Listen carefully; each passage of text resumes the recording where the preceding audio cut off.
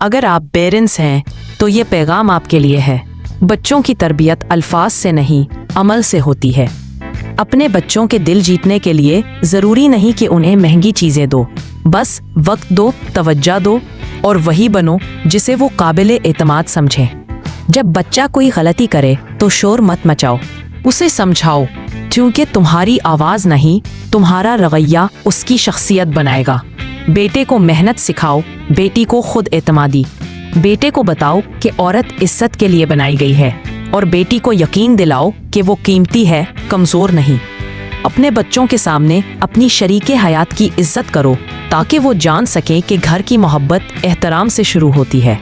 रात के खाने पर सब एक साथ बैठो, यही चंद मिनट उनके दिलों में तुम्हारी जगह बनाते हैं। बच्चों के फ़ोन, दोस्तों और माहौल पर नज़र रखना बदगुमानी नहीं बल्कि तहफ़्फ़ुज़ की वो दीवार है जो उन्हें वक्त के ज़ख्मों से बचाती है।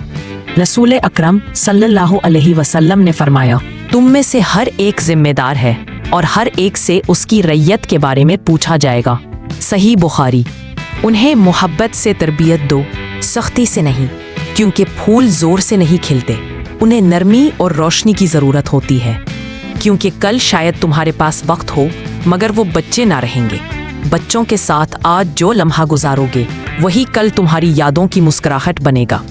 अल्लाह हमें अपनी औलाद के लिए बेहतरीन नमूना बनने की तौफीक दे। आमीन।